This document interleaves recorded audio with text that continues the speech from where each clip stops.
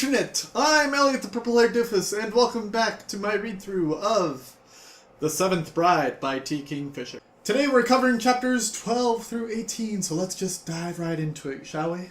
Chapter 12 begins with Rhea sitting with the other wives and them asking her about her task, which is to go out into the field and give the scarecrow some water. She's a scarecrow now? Apparently so.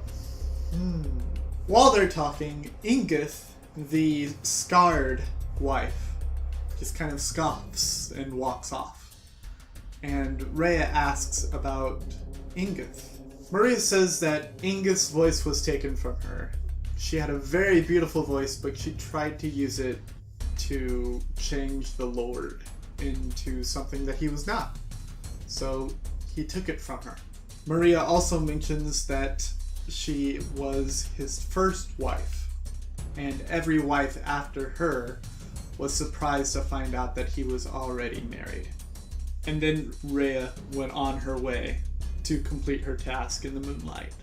She follows this path, and it's very, very easy to get to the pond that she was supposed to get to.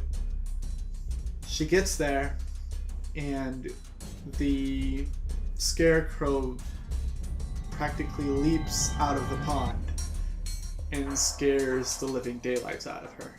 Because the scarecrow isn't a scarecrow. The scarecrow is a human woman who looks incredibly drained, and she is incredibly lifeless on this pole. And Rhea falls back, and she gets closer and closer, knowing that this woman is going to open her eyes, and there are going to be those black stones, just like the stones that were in the eyes of the dead crows that she came across when she first came to the manor. She gets into the pond and steps closer and closer to the dead wife, and she says, "Please, please, if you're going to open your eyes, if you're going to talk, do it now. Please, do it now." And the dead wife is on a pole with her hands tied behind her back. Thirsty.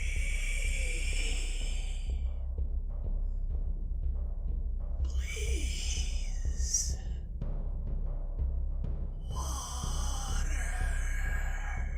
And the scene just gives me chills. Rhea cups her hands into the water and feeds it to the talking scarecrow. And she just keeps on hand feeding her water until Enough. And the whole time Rhea is just terrified. And she doesn't want to think about this woman and what this woman has been going through. Has been like, how long has she been here? How long has she been suffering? Is she suffering? Is she mostly dead? Please mostly be dead. Please, God, why? And chills all over my body while she's trying to suss this entire horrible scene out.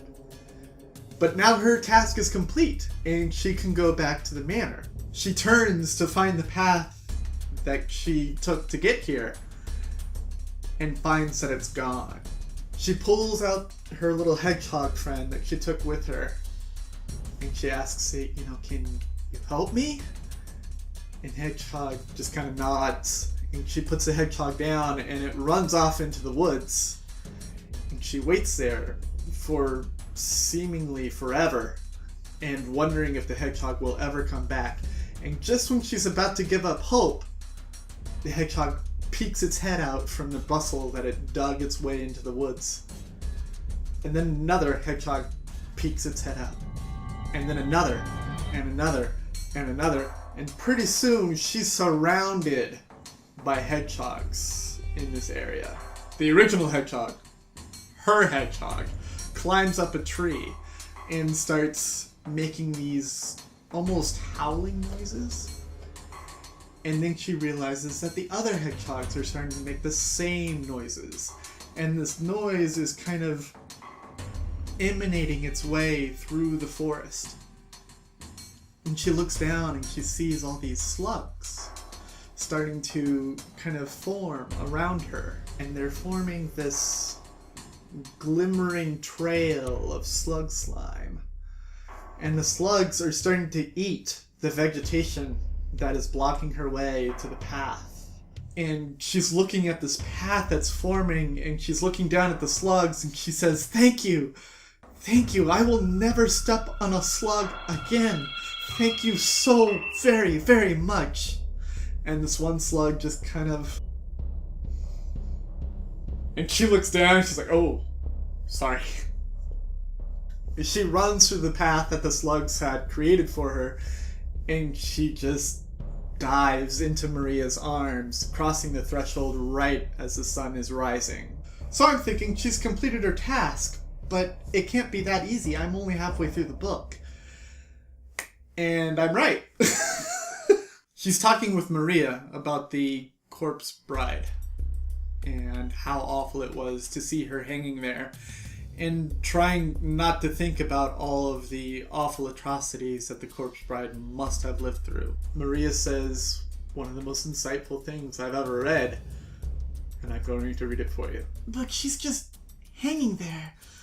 And you're making biscuits. "Yes," said Maria. "I am. We could both sit down at the table and cry together, but in a few hours, the golem wife will still be hanging there, and there will still be no one we can tell. And the only thing that will be different is that we will be hungry, and there will be no biscuits." And Rhea just really doesn't want to let this go. And Maria tries to comfort her by telling her all of the gifts that the husband has taken from her. He's taken her voice, he's taken her will, he can take her death, he can... So stupid. Maria collapses and falls into a chair that Rhea was just fast enough to place before she fell down. And she's asking, is there anything I can do? She wants to help Maria because Maria is her last human counterpart at this moment. Maria says that she just did something stupid and she'll be fine. And then Rhea is called into the husband's quarters. This is a horrible scene because, not because the writer did horribly, but because of how uncomfortable it made me.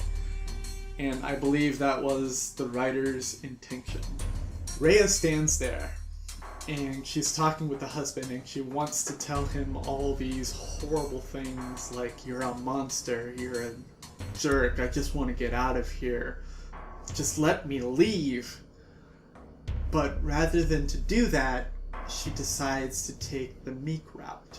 And she stands there very meekly, and she tells him that she doesn't understand anything that he's saying, while he's describing to her that he takes the gifts from his brides and he gives them to other people that need those gifts. And the whole time Rhea is just wondering what exactly is her gift. And at the end of the chapter, he mentions how young Rhea is and how she won't be like that forever. And again, just chills all over. And it's like, nope, nope, nope, city, nope, do not want. Rhea leaves his quarters knowing that he said, "I'm going to give you another task." And she wakes up the next day not wanting to get out of bed, not wanting to move. But she knows that if she doesn't at least figure out what the next task is, she'll have to marry this bastard. And so she gets up and she walks around the manor and she finds there's no one to talk to. She gets to the front door and she finds that no one is stopping her. She walks through the front door and is almost blinded by the sunlight. And she's surprised by how bright everything is in the front yard because she's only seen it in the moonlight. She walks through the front yard and gets to the white road that she took to get here. And she passes the golem crows that are sleeping in the middle of the day. And she starts walking slowly down the path. Not running, because she doesn't want it to look like she's escaping. I have to imagine that every step that she's taking is feeling like a victory, even as she's getting farther and farther away from this place. And then it happens. The dust swirls up. The road in front of her starts to bubble up and down. And these faces start appearing in the dust and start screaming after her and flowing towards her. And it just chills me and the character to the bones. And she runs back to the house as fast as she can and dives into her bed and hides under the covers. She wakes up and goes to the kitchen to talk to Maria. And Maria is making dinner and she has a note for Rhea. She asks if she can read. Rhea says, of course. She opens up the note and it says, leave at moonrise. Go to Lady Elegant's grave and put flowers on her grave. I'm thinking this is a really easy task. The first one was to put water into a dead woman. The second one is just to put flowers on a grave. Maria tells her to go out and gather flowers for a bouquet to put on the grave. And she asks how to get to the gravesite, and Maria says you just go the same way, only you turn right. Rhea says it's not going to be as easy coming back, is it? And Maria says no, it's not. And you're probably not going to be able to use your little hedgehog friend this time either. It's at this point that I'm kind of thinking good. Because if it had just been as easy to get back than last time, then this would be a very boring book. I'm also thinking that if all she has to do is walk down a path, do some easy task, and then walk back again, only walking back is going to be the most difficult part, it's going to be a very boring book. So I hope that dynamic and task changes from time to time. Rhea grabs the flowers that she's collected and she goes down the path. And she gets to the gravesite. Only there are 8 different graves at the gravesite. And she has no idea which one is Lady Elegant's. It's at this time that I'm reminded of a game that I recently played called Doors. And the brilliant thing about Doors in this graveyard scene is that you have to figure out which door to go through in this video game, and there's just the sign, and then you use deductive reasoning to figure out which one is the correct door to go through. And that's exactly what Rhea has to do here with the graves. She has to read the graves and look at the graves and decide which one is the correct one. The first thing that she does is she eliminates all of the male names. And then she eliminates all the ones that say beloved son or beloved daughter. It's at this time that she's down to two graves and can't decide which one is which. So rather than to guess, she just splits her bouquet in half, sets them both halves on either grave, and then turns to leave down the path. The path is still there, but this time there is a dog blocking her path. And that is where we end today. Question for today. So we've met all 7 wives already. We've met Rhea. We've met the Golem wife. There's the Clock wife, who I guess we haven't really met, but you can kind of deduce what's going on with her. We've met Sylvia, the blind woman. We've met Ingith, the woman who can't talk. And we've met Maria. My question is, which one of these wives do you identify with the most right now? Or which one do you wish you identified with the most?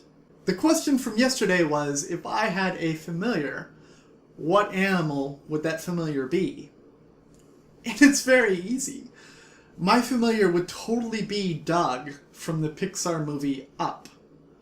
Because he's a goofball and a doofus, and that's exactly what I am. I'm a total doofus. Because I just want to be loved and lovable. And yeah, I love Doug. I just want to be Doug for the rest of my life. Please?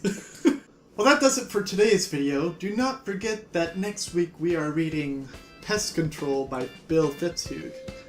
Go out and grab it and get it by any legal means necessary. Read it with me or read it before me so that I don't spoil it for you.